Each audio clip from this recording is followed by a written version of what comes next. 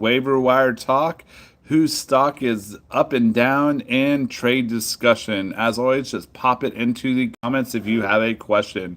First on the waiver wire, Cedric Tillman.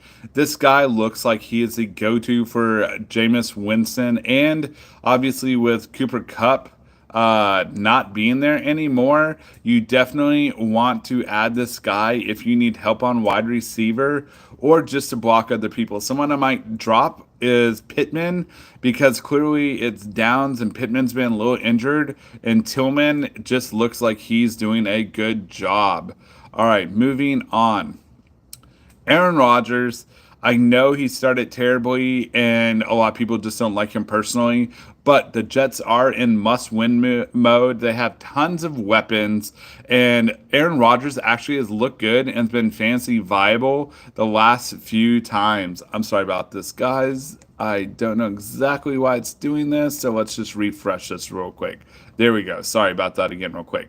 All right, moving back on. We are at Aaron Rodgers, and as I said, he's just looking good. Devonta Adams finally went off, and Garrett is showing that he is the number one. Justin Herbert, if you follow us, I've been talking about him for a while. He's been viable the last 2 weeks, and he's starting to click more and more with his young wide receivers. They are also someone I'd be looking to add. Obviously, you have McConkey, but the other one is Palmer. So if you are in a deep league or really needing wide receiver help, those are a few that you can look at. Moving on. So we are getting to Quinn Johnson, the number 3 in that. The only thing with Quinn Johnson is he is very touchdown dependent. If he does not get a touchdown, then he usually has a bust game. So that's the only thing with him is he's explosive but very boomer bust. But I do like him over someone like Xavier Worthy. On to Taysom Hill. As you know, I'm not a fan at all of Taysom Hill, but they are just so beat up with these Saints. They probably Olave is going to be out for a few weeks. I wouldn't be shocked if Olave isn't on the IR, kind of like what they did with Tua. So he's someone I can see just adding out a sheer numbers game with them. Moving on to people you might add, you have Drake May. A lot of people were kind of curious. They didn't start with him, but May has been legitimate. He's better than someone like Daniel Jones. If you're in a super flex league, you definitely can start him. And look at these numbers. The most he's owned is in sleeper at 22%, and he's someone matchup dependent you can start. Adam Thielen's about to come back, and with Deontay Johnson, he'll step back into the role he had last year. If you remember, the first 4 to 6 games, he was just being fed over and over by Young. So look for that to continue. If you're looking for someone that could be a decent lottery ticket because of injuries and bye weeks, again, Adam Thielen is someone you could add. Let's see what else they got on Sports Illustrated. Mike Gesicki. I don't love this, honestly, guys. I'll tell you why. He's so dependent on T. Higgins. When T. Higgins starts, Gesicki shouldn't be even owned on your roster. So that's who I tie it to. If you need tight end help, definitely see if Gesicki's starting or not. Ray McLeod, this is tied into whether or not they're fully healthy with the Falcons. Okay, if London is a go, Ray is very boomer bust, and obviously Mooney steps in to be the number 1. And for those of you that drafted him late, can do it. Mooney's also someone I'm going to quickly talk about while we're talking about Ray. If you can trade for him because someone's just not a believer, especially in Dynasty or they're deep, that is someone I would like to just keep on clicking and doing well. All right. Daniel Jones, the guy I talked about, as long as he has all of his weapons and he's kind of finding the pecking order is Neighbors, then Slayton, and to distribute it a little bit more evenly, he's been pretty decent. Okay, obviously it's matchup dependent and bye weeks. It's not someone I'm going to just plug and start, but he's someone you can consider. I would start Matthew Stafford, who they have down here, and the others. Again, Sports Illustrated guys do better. This is why you guys went out of business as a magazine. Cooper Rush, I'm probably not starting him. Honestly, I'm leaving him on the waiver wire until you see the Cowboys.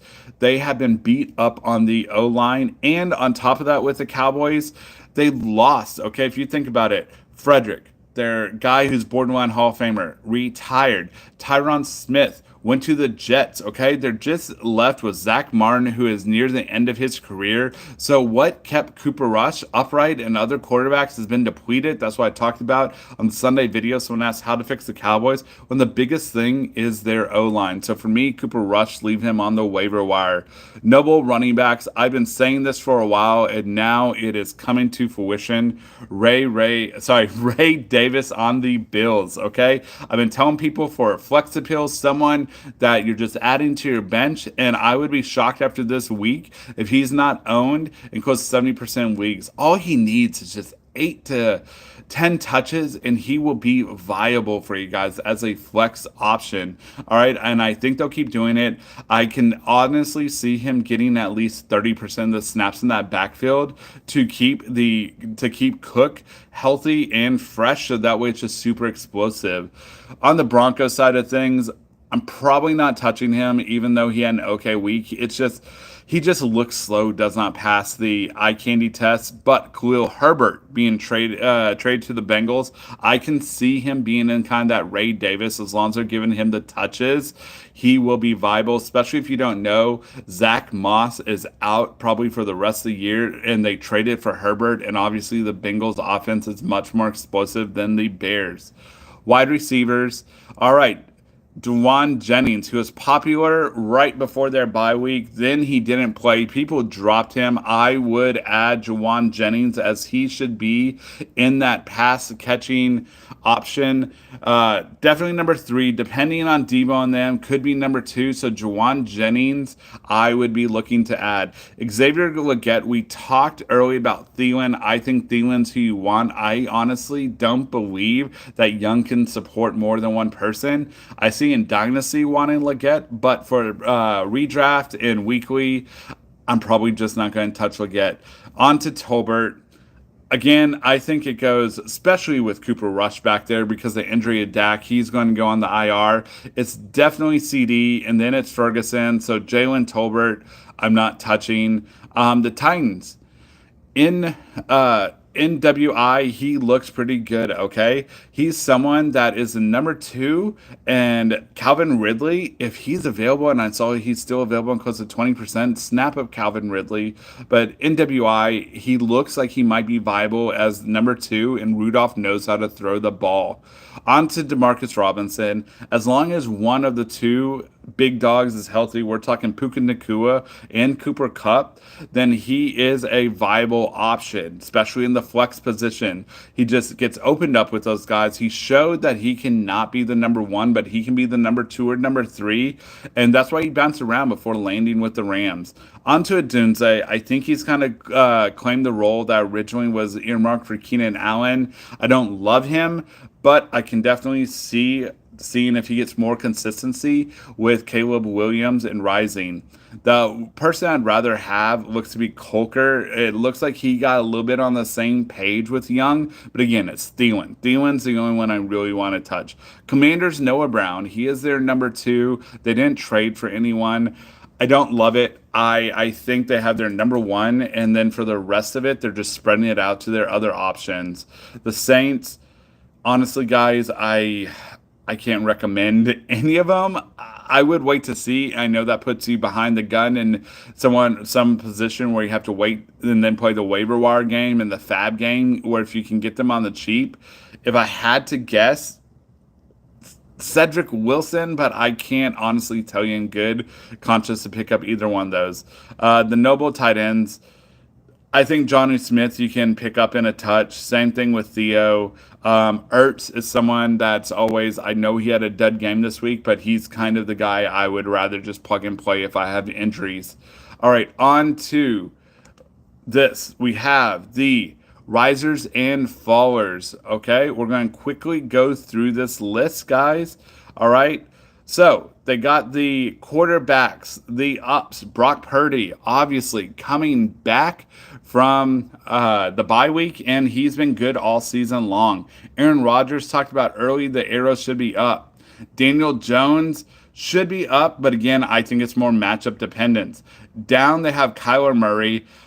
I'm not that down on him. I get it, the Jets, but Kyler has shown that he actually has the weapons and can run around, and so I don't mind him being a flex play if you're in a super flex or kind of around where they have him that QB 15 for this week. But again, I'm not that down on Kyler Murray.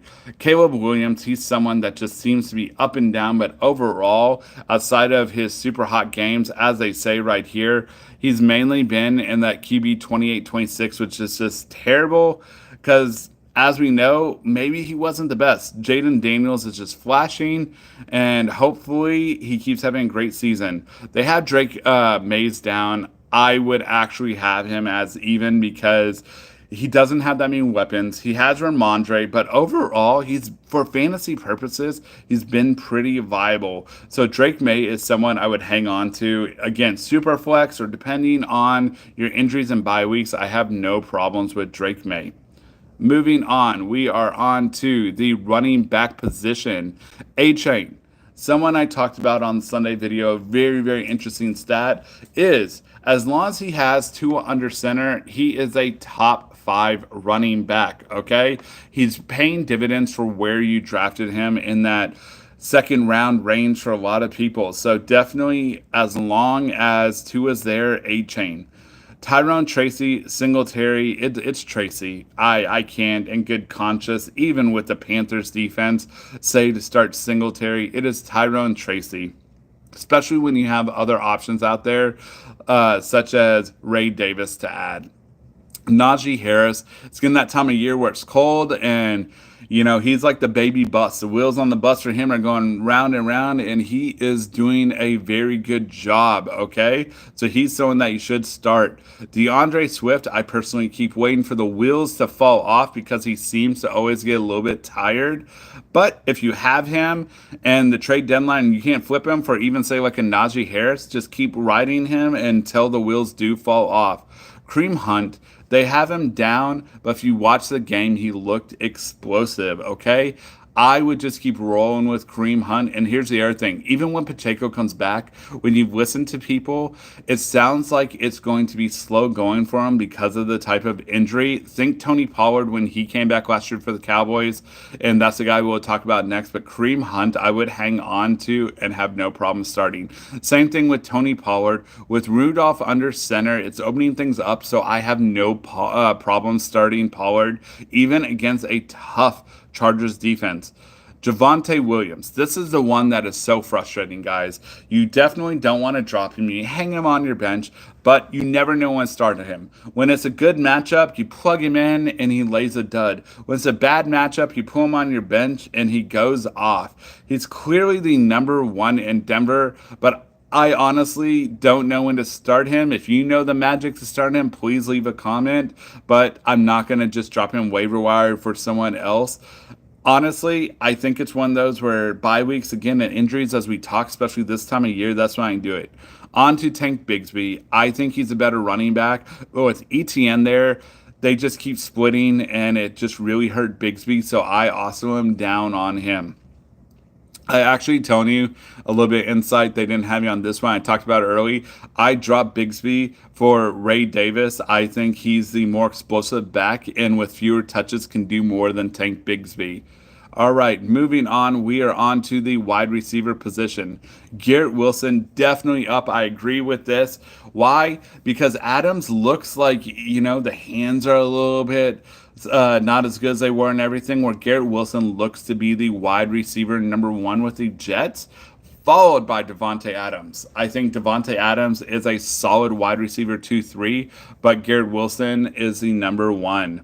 Jordan Addison, arrows up on him, but remember, you have Naylor, you have Hawkinson coming back, so I think it's going to be a little bit boom or bust.